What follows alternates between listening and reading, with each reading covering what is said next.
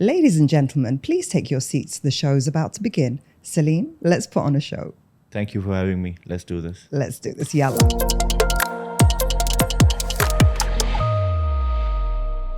Welcome to another episode of Golden Nuggets with me, your host, Silvia Eldawi. Today, I'm joined by Saleem Karsaz, who is the CEO of Aeon and Trisl, who have been around since 2008, multi-award winning, top brokers for all the top developers, and number one Emaar agency for 2023. Congratulations on that. Thank you very much for that. It's a pleasure to have you here. I would just love to know kind of a bit more. I think maybe I missed some accolades or you've got offices in Dubai, Karachi, London. Yeah. Tell us a bit more about Aeon and Trisl. So we are having offices in Dubai, as you mentioned, Dubai, London, and Pakistan in different cities. We are agent network of more than 200 plus, with a total team of more than 350 people. In the industry since 2008. As a company, Aeon and Trisl were two different companies. We got merged in 2015. Just keeping in mind the growth aspect. And since then, it's been phenomenal. It's been a great journey, of course, with lots of ups and downs. Of course. We saw the little bit of downtime in 2017-18 and then COVID. But it's been great, even in those years and even post-COVID for us. And you were established just before the financial crash, right? Just before the financial crisis. How did that feel? It was a great learning experience, to be honest. Not only that, but we decided to stay back here. There was no reason for us to return back to our home countries. We thought we could still give it a shot, and it really turned out to be good post the financial crisis, although a lot of people decided to quit this. But what learnings we've got and what learnings I've got as an individual after that still stayed on with me. And, every time there was a situation that had come up, it was easy to tackle and handle from the kind of agents I see at this point in time.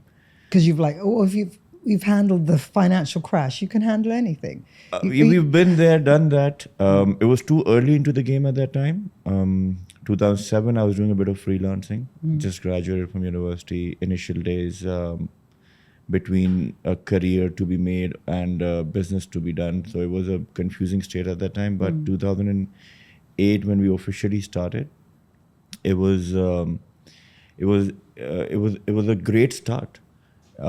You could we made a lot of money in a very short span of time, and then lost a lot of money in a split of a second too. Okay. But thankfully, and this is, the accolades that you mentioned are all based on reasons that I found during those times. Right. Top developers at that time were accommodating, were still here to stay. They still had plans to deliver some and, delay some. So that's where I, put in my brains that it's always best to choose to work with the best of the best here in the city. And that's what has made me focus to ensure that me, along with my team, we focus on the top developers here, namely like Emaar, Damac, Nakheel, Dubai Properties, Shoba, Majid Al-Fateh, so on and so forth. Okay. Yeah. And speaking of best of the best, there's a feature on the Dubai Rest app, which shows you the 5-star, 4-star rated agents. And you are one of the, how many 5-star agents are there? There aren't many as far as I'd say 20 I am or so. aware. Yeah, but this has been there since, alhamdulillah, a very long time.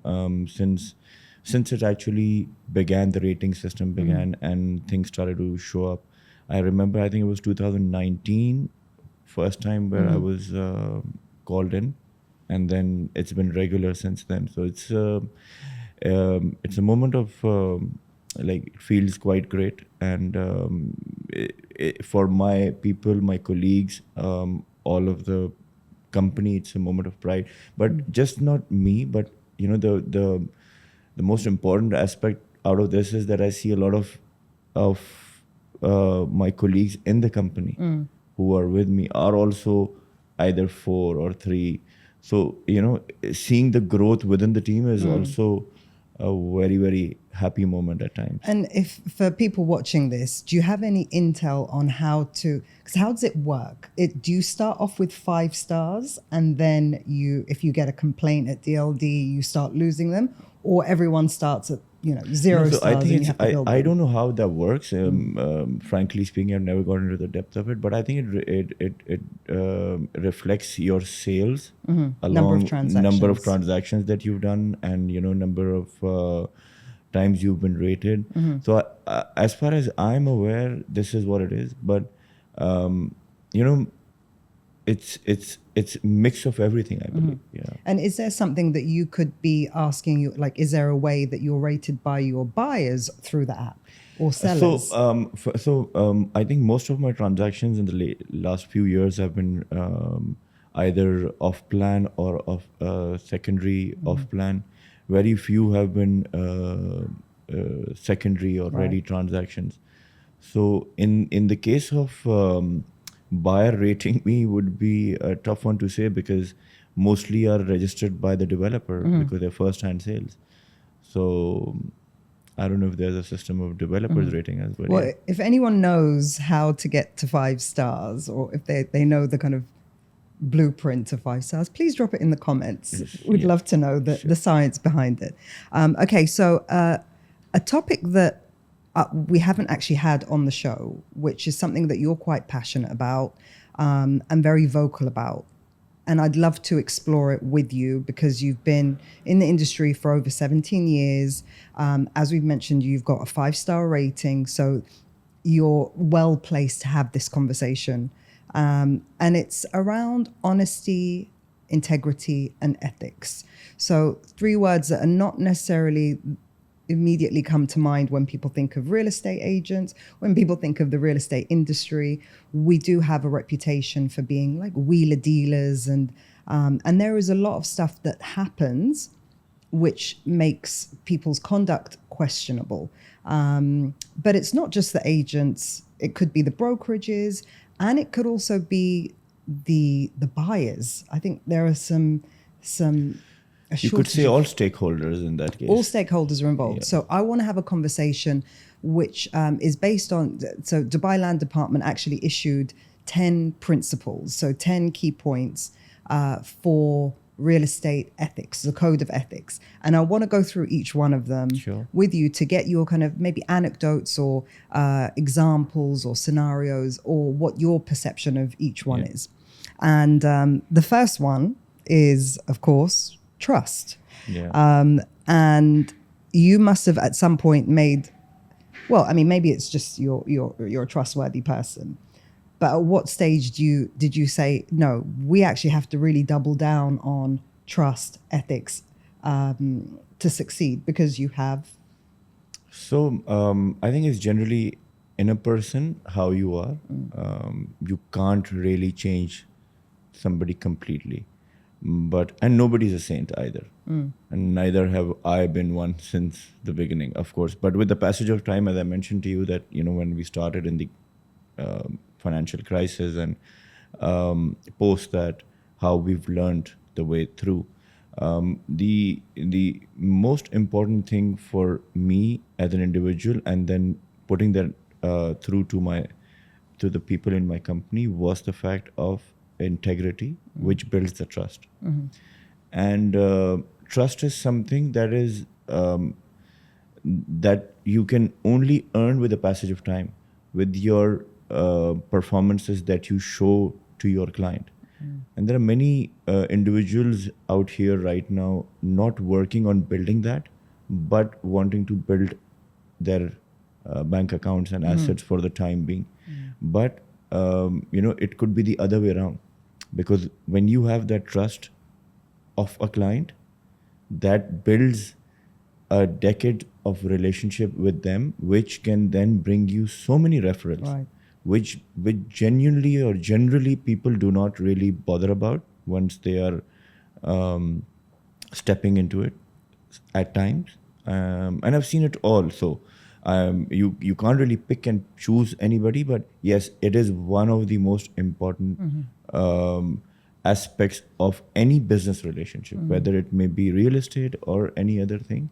But unless and until you don't gain the trust, you expect, people start expecting, and I've heard this a lot, that, I try to speak to the client, but he doesn't trust me because the client has gone through a bad experience, and it takes a while to actually make him understand that everybody is not the same.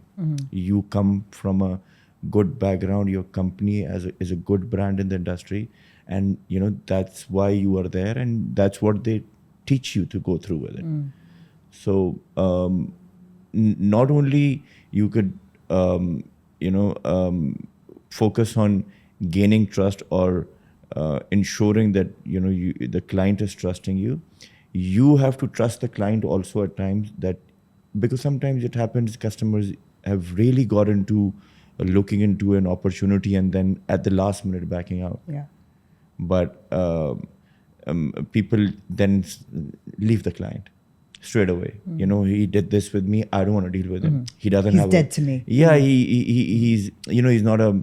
But then you've got to trust the fact that there could be a situation, there could be a financial situation with him, there could be a situation of change of mind, change of approach, reason to purchase of that unit was probably end use. They may have had a family discussion to now not buy in that area. So, the door should always remain open. And that is only with the factor of trust between both parties involved in any sort of business opportunity. And how do you enter business trust? Do you start at zero and build trust? Like, let's say someone is coming to you to do business with you. Do you immediately not trust them? And then they work to build your trust? Or do you go in with, I 100% trust them and they have to lose my trust? I trust, so me personally, I have a very strong faith. So I trust my destiny. I have a strong belief in Allah. What will happen, what is supposed to come will come to me. So when somebody is approaching me, there is probably a reason for them to approach me one way or the other, getting my contact details to get in touch with me, have that legacy behind me of 16, 18 years. So if you take me back in time, when I started, I was lucky enough to have those friends and family in my circle to be, referring me people. So I've always had that advantage of having referrals. My first client was my best friend's father. And I remember at that time, I did not even have an office space. I just had a Nokia Sirocco phone and a C-Class Mercedes where I was taking him around. And he still keeps on reminding me that that's where you started from. He's a fatherly figure to me, and very lucky to me in the business also. But yeah, so the trust is built on the background that you come from the referrals that are made. So for a complete stranger without a referral, it's the way you make the person understand and believe who you are and why you are selling this product, whatever product it may be. Like, sales is a very, relationship-based model to be. It's not as easy as it could be seen. So there are clients who, when probably dealt by myself, are handled in a much better way than dealt by probably an amateur or somebody who's not bothered or not, So it's always leading them into a conversation and ensuring. So someone like you with such a long track record, it's easy to instill that trust because it's like, okay, well, this person has experience. But as you know, there's a lot, maybe half the registered agents in Dubai now have been doing it for less than a year, 2 years. Yeah. How do they instill trust in their clients without having that track record of experience? So again, as I mentioned to you, I have had situations lately with clients not having to know who I am, or what I have, what kind of experience I've got. But at the same time, it's how you take a conversation and how you make the client feel, or how well versed are you. Gaining trust. So as you mentioned, people in the industry 1 or 2 years, sometimes you get a call, hi, you've got anything to sell in Dubai? So you're just getting straight to the point. There is a proper way to communicate, to get to a customer.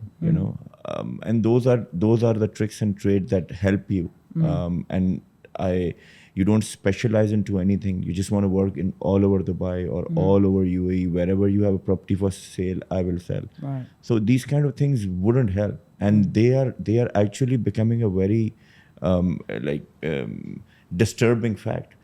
But if you do it the right way, you specialize yourself, you know the building. Say, for example, I have an individual who started with a couple of buildings in Dubai Marina called Blakely and Emaar building, Park Island. And, he became a specialist of that building with how the 1-bedroom 06 series would look like, how a 02 would look like. So when you're talking to the client knows that he knows his thing. Yeah. He knows what he's talking about. And that's where you are able to build trust. Build trust with the information, with the knowledge, with everything that you've got. And that's how you create listings. And then those listings get converted into a sale, and that client becomes your client, and then a referral, and so on and so forth. That's how it goes on. Okay. We'll move on to principle number 2, which is confidentiality and privacy. So not to use or disclose any confidential information, to guard the privacy of their customers' information. And I mean, I've seen some horrors in my time. Like you've got desks, you've got passport copies, Emirates ID copies sitting on the desk, tenancy agreements on people's dashboards, in the car park, like everything is visible. Yeah. So how can an agent balance the need for transparency but also retain confidentiality? See, as long as you have a client who is requesting certain documents to be shared, that has to be following a process. I'm very much against people sharing information via WhatsApp. And it's a big no for me. Why? Because, you don't know who you're communicating with if it is a fresh client to you. You can certainly ask the customer to send you his email address, and you can then start communicating on an email, which is more professional. And, it's more easier to rotate the document on a WhatsApp rather than going into an email and then downloading and then forwarding. Yeah. That would be somebody with a purpose. But sometimes it just happens to be that you end up just sharing it with your other brokers so easy. You are on an... transparency is a big need in the industry, and the laws are such that it doesn't really affect even if you share those information. But it's interesting you say that, because there's a big difference when you're looking at in different areas. So, for example, in the UK, WhatsApp is very personal. Yeah. Don't approach someone cold or even warm on WhatsApp unless they've initiated the conversation with you, because their kind of go-to is email. That's the professional way of doing things. So are you saying kind of you encourage email? We encourage that, of course, and there are constant reminders also. But again, it depends on the relationship with your client. If it is a landlord, then of course you can have that communication or share those documents via WhatsApp because you've had that lengthy relationship with them, and they are also comfortable in maintaining that. But on the other side, new clients, I would recommend always have that first communication via email. And the confidentiality part is, and I've seen and I've learned this from other companies, and those are having a Western background behind them, is the fact that customers have come and said that, we prefer to deal with them is because, they've kept our confidentiality in place in It's good times, in bad times. And you get to learn from such companies around who are focused for the fact that their customers are not, because say, for example, if somebody is asking for a name of the check, and you've got a passport to be sent, agents just tend to send it just like that in a second, in a split of a second. I haven't seen certain companies here who do it. They go through a very stringent process, which is good. But in a fast market, you don't end up doing everything correct. But yes, as a company, we are trying to follow it up. So rather than convenience over confidentiality. Yeah, absolutely. Take a little bit more time. And okay, the third one is conflict of interest. So firms and agents should duly address any conflicts of interest that may arise. Can you describe or give any examples of conflicts of interest that may tend to occur? So, conflict of interest is a deep question to ask, but conflict in sales is mostly that we are facing. And that's what I could relate this to, because certain times certain companies have the same client because clients are going to look for the best deal. And in that case, I've always maintained that if our agency has come or shared, as I mentioned to you, the documents to the developer after somebody else who had already done it, and my agent is claiming it, I would always go ahead and pull it back. I said, let them go and let them do it, because I don't want to create that conflict, and ethically it's also not good. But in terms of the question that you asked in terms of the conflict, really haven't had situations much where two different field of business correlating into each other, connecting with us or having a situation. So have really stayed away from that. I suppose the immediate one that springs to mind for me is when an agent or agency owner themselves wants to invest in property, and you've got like let's say you spot on your CRM a really good deal or something that appears to be distressed. Now, you proceeding with that unit might be deemed as a conflict of interest. Absolutely unless it's not. Disclosed. Absolutely not.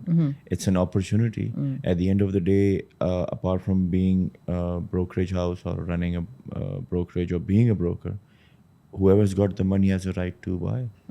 So I don't think of that as a conflict of interest unless and until it is something that you are made aware, before everyone else, which is also, I think, not coming in that conflict of interest thing. Conflict of interest could be that you have certain information with you which is benefiting you first, then you are reaching that to the client. We don't come into that kind of situation, because I think the transparency fact that you mentioned earlier, the market is quite transparent. It's quite clean. It's quite evident. You don't need to use those ways to get yourself around it. What about the term that's quite commonly thrown around, which I disagree with, when people refer to something as a distressed deal?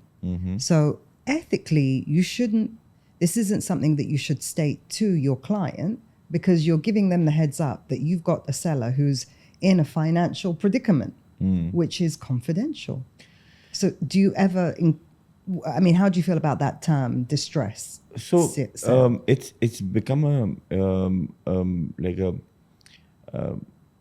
a word which is common now for even investors to ask you if they have the money. They would say, you have a distressed deal. So it's just like a topic of discussion now. But at the same time, so it is another learning that I've got in the last few years, and I've been one of the buyers of a good deal. So when it happened to be, I was going to the trustee office and doing the transfer, and I told the guy, I asked him, why are you selling this? And because again, the term, the distress. It was a good deal. Yeah. It was a good deal, a really good deal. So I asked him why. He's like, I am losing $500,000 here. I'm not stupid. I know that I'm losing this $500,000 here because I'm making a couple of million there. So at times, the distress factor is based on the different opportunity an individual is getting. It's not always somebody stuck or having a financial issue or XYZ, any sort of issue. It is opportunities that they get to see around them, which they would like to materialize it. Although, yes, they would not want to take that hit. But if it comes to that point, absolutely. So you would comfortably say, I have a distressed deal, like you would tell someone? I would tend not to use that word. You just say good deal. Like I have a deal. And I think if we pick this up, we could, sell it in a few months with a good margin and a good profit. distress is not the word anymore. I think people have gone by that time anyways. Yeah. Okay. Number 4, honesty and fairness. So this is highlighting the importance of treating customers honestly and fairly, with respect, being honest in their dealings, and refraining from practicing bias in terms of race, religion, or gender or country of origin. So how can agents handle situations where being completely honest might actually lose them a deal? Yeah, I have had Have you walked instances. away? You've had to Yes, walk away absolutely. from. As I emphasized initially, that my destiny is already written. It's all, what am I supposed to make is already there. So my faith is very strong in that manner.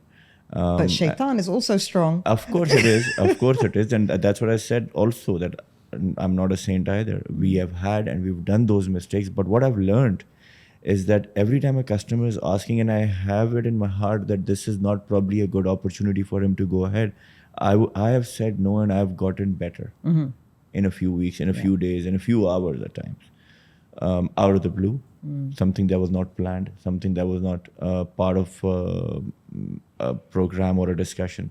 So, sometimes also customers are doing those checks and balances on you. So, let me show my interest. And I know and he knows that this is not a good product. This is probably not priced well because of the area, or probably, this is not a good opportunity, knowing that there's something else coming up in the next few days or few weeks. Let me try him. And 99% of the time, I've been on the winning side, because not just because it is one of the important factors and one of the elements which is, which land department is also saying, but generally it is not a good good thing to do. And creating that is only bettering your trust with the client. If you're honest, and honesty comes from within. For small gains, you shouldn't be looking for making small gains for a potential future opportunities which are lost. I have colleagues in the company who who had clients who had come in and testing them for, bought a small villa for 4 million dirhams, and ended up buying with him plus almost 190 million. Because they saw that they this passed guy, the test. Yeah, they passed the test. So sometimes it's being so you can think on all angles to ensure that you're doing it correctly. And it is good to be honest. How many are there? That's a big question mark. But yes, we are trying that this practice is at least exercised and organized in our company, where we send mystery shoppers to our agents at times. Interesting. I've never heard that. That's very commonplace in the UK. So it just happened to me yesterday. One of my friends was there, and then I planned with him, and I told him visit the office and check what they're doing. And it turned out to be good. It was embarrassing for one of the agents there. But then later part of the evening, I told them there was this. It's just for the betterment, So yeah. And do you ever listen to the call recordings, like Property Finder, for training and control purposes? But Property Finder records the calls. I know.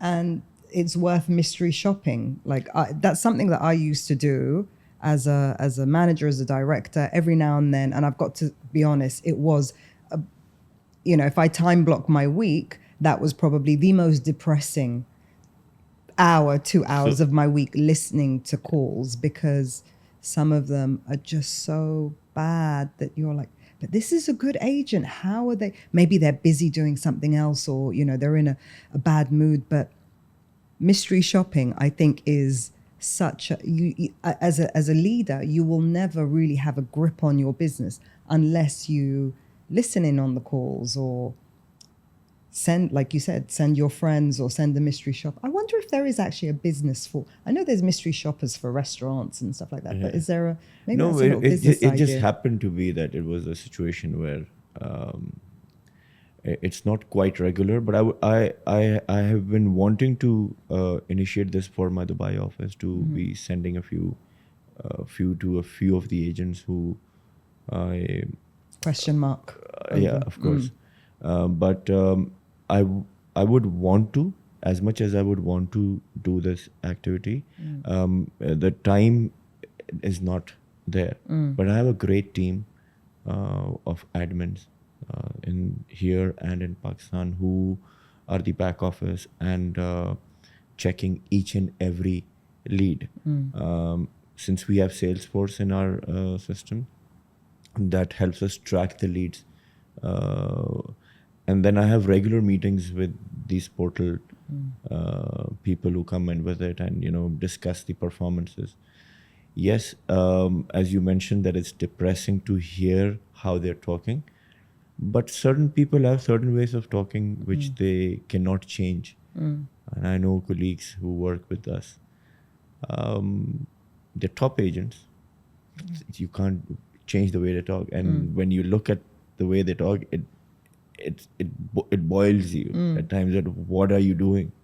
But he ends up selling those properties because he probably has the good prices or you know, good assets to sell. But then I always think, how much more could they sell if they yeah, but that's the realization that is within that. That's something that no matter how many coaches you get, how many life coaches you get, how many trainers you bring in, what you tell them, how much motivation would you give to them, you know, if it is not within the person, there's no point. Yeah. You know, until they move themselves, until they think, they realize. And I've seen people transitioning. There has been a change in a lot of them. So yeah, it depends on person to person also. Yeah. Okay. Number 5 is integrity, which we've kind of we've come across, and we've talked about it under honesty and some of the other points. But acting with integrity and dignity, and basing all your professional advice on valid, objective, and relevant evidence. So what would you say are some of the red flags that agents should be aware of that might compromise their integrity? It's making those unreal promises and just to get a sale. Right. And, you know, client can evidently see that the location of this particular apartment or a townhouse or a villa is not up to the mark, but forcing it to be saying, no, there'll be a rose garden there later on.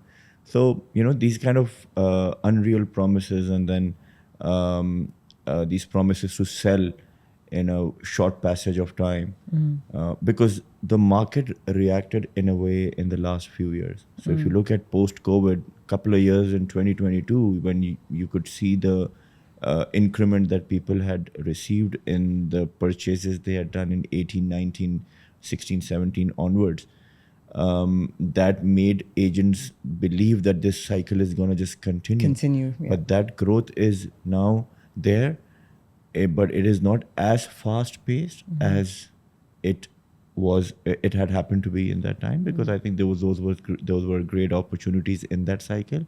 Yes, there would be opportunities to be made profits out of.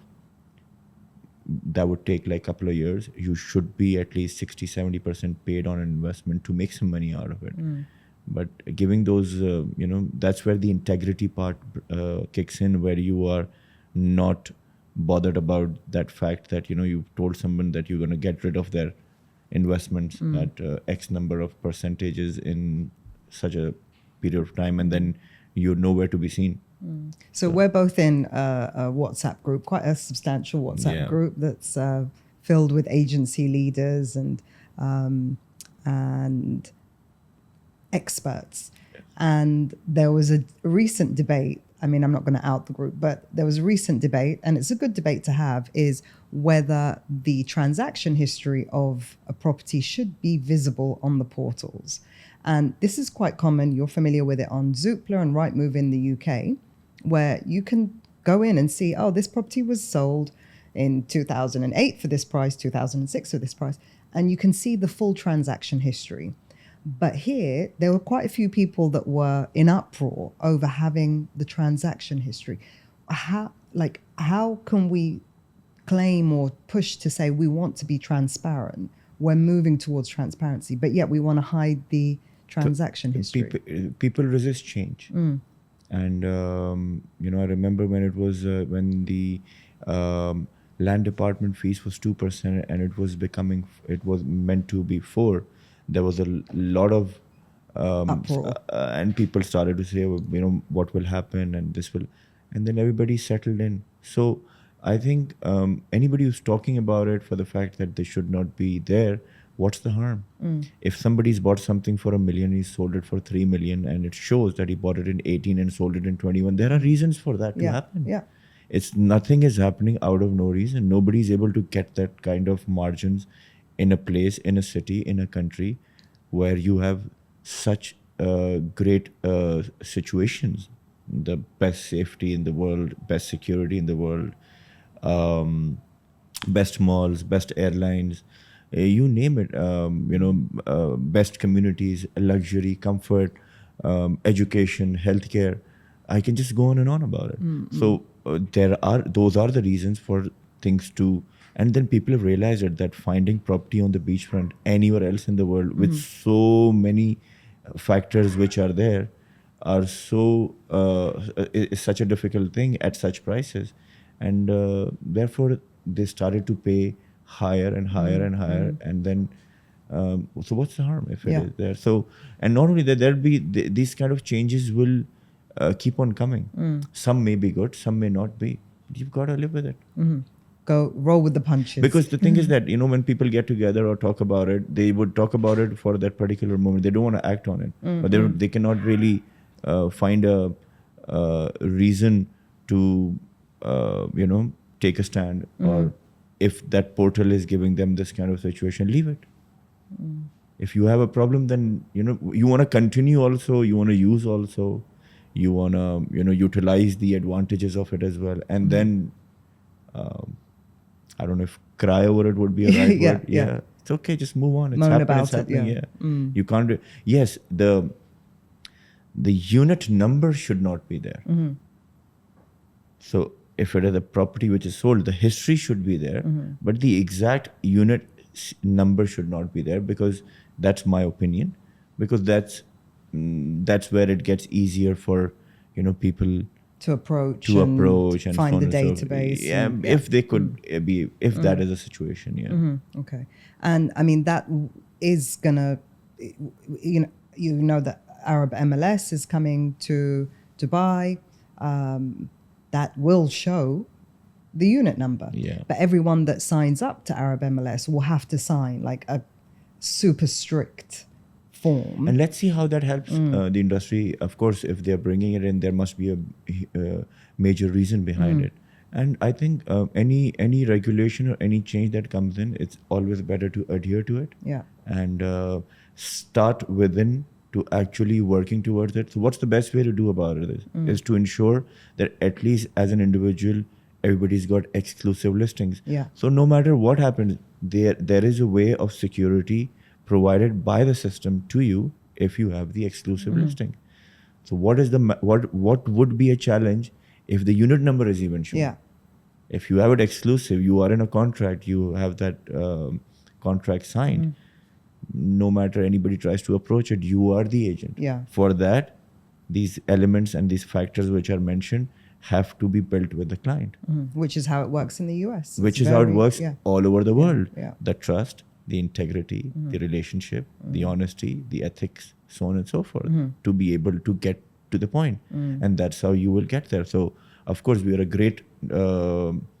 It's a huge number at this point in time. Let's see how many prevail these situations. And speaking of compliance, so the next one is lawfulness and compliance. So number 6. And it goes without saying, of course, that real estate agents they're trained, they pass their exam. which in order to pass the exam, they should be aware of all the laws and regulations and their obligations within the industry. But interestingly, like I teach a broker's course, and I had a scenario the other day where usually the exam is the day after the second day of the course. And on this scenario, let's say the course was on a Tuesday and Wednesday. The exam wasn't until Monday. So one of the students was saying, can we do the exam tomorrow? And I was like, I mean, we can try and get it rescheduled, but what's wrong with Monday? It gives you more time. He's like, I know, I don't want to forget everything by Monday. And I was like, you're entering into this as a career. You should not be planning to forget any of these, because this is what you it's not a case of, I'm just going to remember all of this to pass the exam and move on. You have to remember this throughout your day-to-day operations. So what would you say, like, how do you encourage agents to stay on top of compliance, laws, regulations as they change? What can an agent do?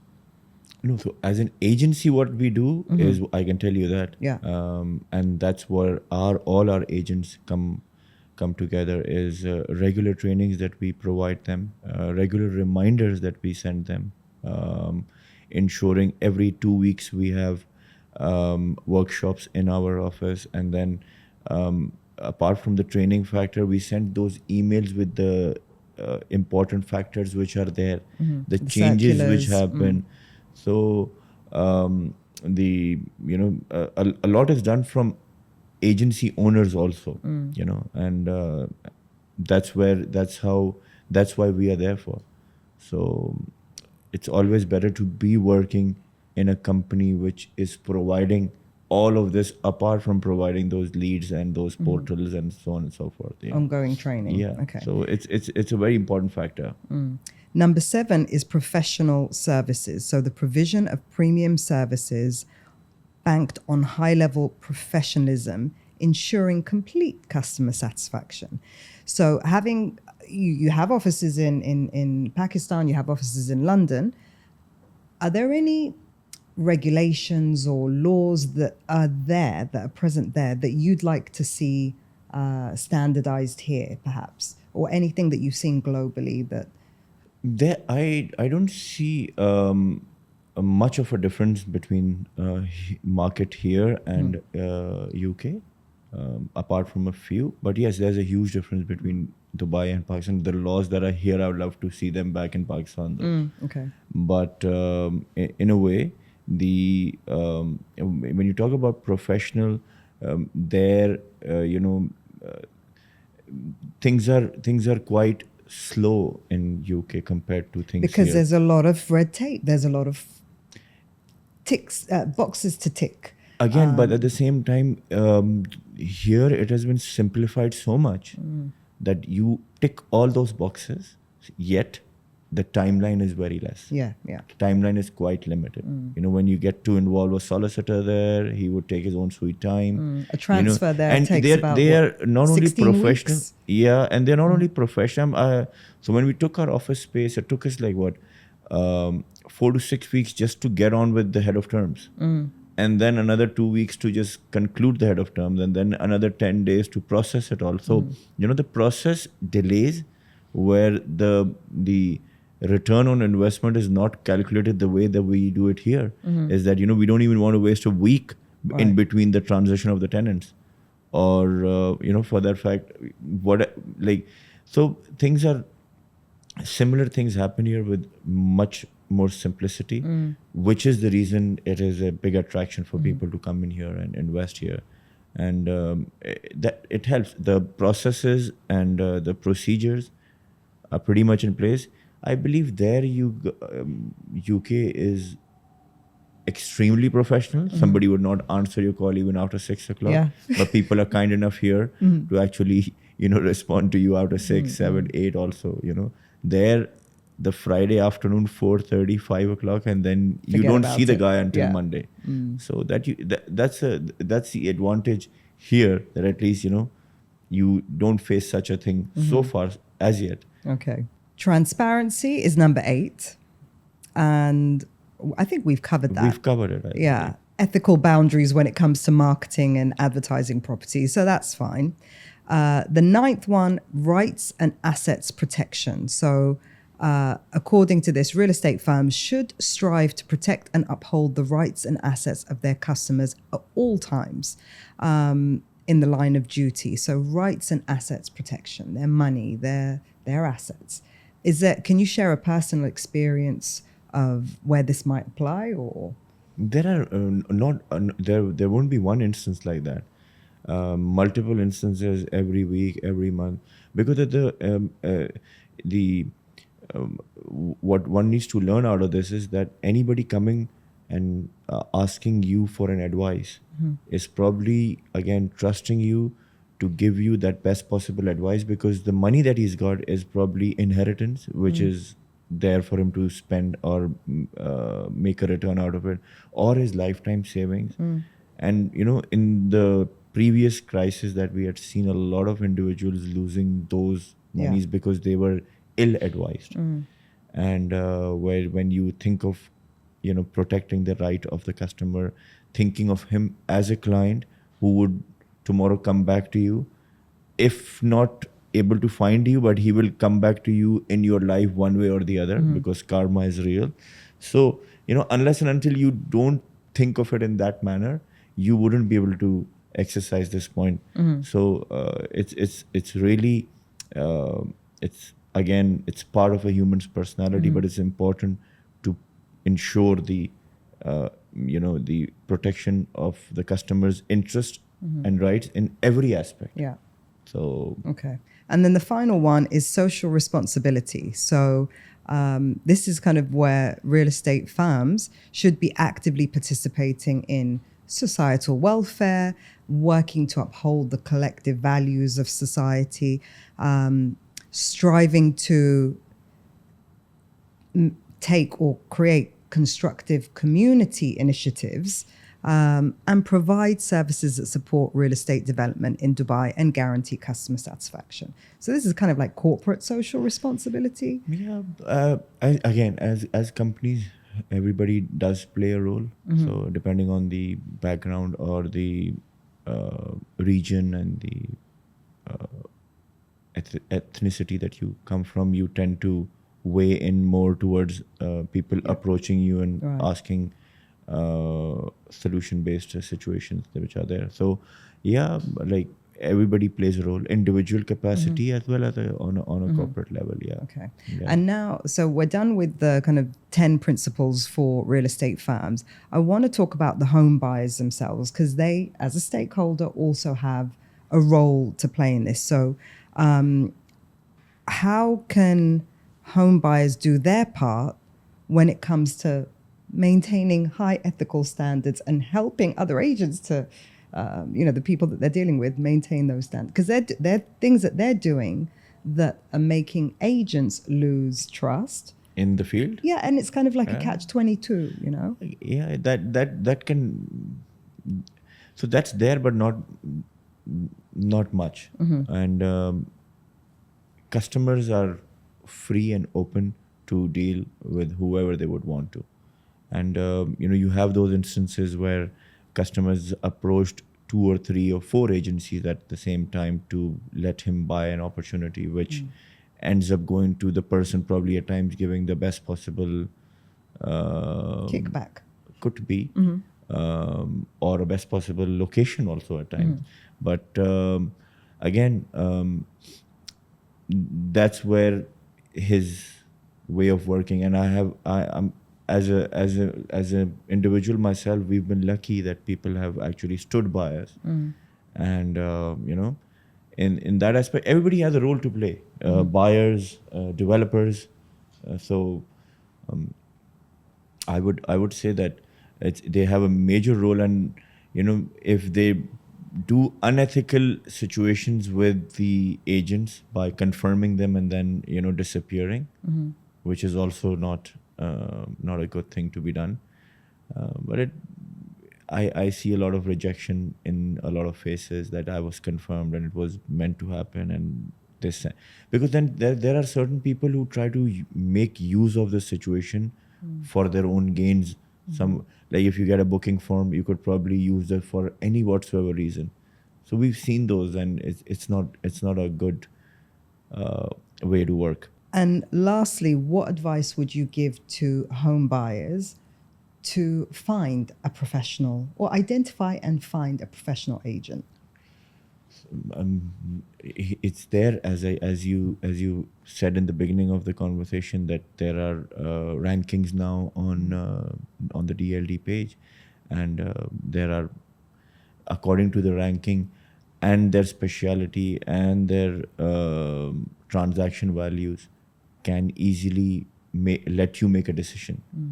And if you are looking to sell it within a community, then he's good enough to be showing himself in that particular community also. So, but mostly what buyers I've seen is that they go for the listing which is available for the price that makes them feel right about. So whatever the right price is for them in their mind, they would go up and choosing that. We've been lucky that buyers who've been regular with us, or consider them as their exclusive brokers, they pay the 2% to the agent who's shown them, but they end up paying us 1% because they know that the process is going to be followed, and the after sales that they require, they seek from us in terms of property management or leasing or so. So that is also one of the Okay, so it's the aspects. lifetime relationship. Yeah, I don't know. We didn't talk about this, but I've 3 generations now that I've dealt with. So since 17 years, I dealt with the grandfather, then his son, and then their son now. So it's just a legacy that you build. Is the credibility, which is very important. And again, these factors evolve around it, to the fact that and then that's the reason that the growth has happened also, is because the references of those people have come in strong enough to start the trust from where it had left from the previous guy who had referred you. Right. Because you've already earned his trust, and he's somebody credible in his own area of, or in his own circle of friends. People trust him, and he trusts you. So it's just making it easier that one person trusting you has made 10 other trusting you easily. So the journey has been long with 3 generations working with me, and it's quite it's a proud moment though. Nice. Yeah. Okay. Any closing golden nuggets from Saleem Karsaz? Honesty, commitment, ethics, integrity, transparency, all that we had mentioned. The 10 principles. Yeah, the 10 principles. If you do them right, there's nothing that can stop you. Yes, you could have your ups and downs, good or bad moments, but remain focused. This is to be considered as a career, not as a stopgap arrangement between job switches, that you think, okay, I was doing this, now I'll do real estate for a year and probably switch back when time is always good in this industry. It will always remain good as long as you are good enough to prevail in any conditions that are in the market, whether it is a recession or whether it is a boom or whether it is a stable market. As long as you are doing it right, you would not face it. And you don't become an investor yourself. Leverage yourself beyond your means. And I think as well, one of my principles is just be a good person. It's better to be able to sleep at night comfortably without any guilt or anything. Yeah. And like you said, if we're going to go down the religious path, is whatever your rizq? Yes, risk. It's your rizq. It's whatever is written is written. It can only change by your good deeds, by your prayers of people around you, and try to be a good person. Yeah. Nobody's pushing you onto it, but if you tend to be a good person, things start to come back to you in many better ways. But again, not how do I put it? Like, rather than being just a good person, you have to act good also along with that. So everything merges together to bring you to a great point in life. Okay. Yeah. So I'd be grateful if you could be a good person and like, share, and subscribe. Thank you. Thank you very much. Thank you very much.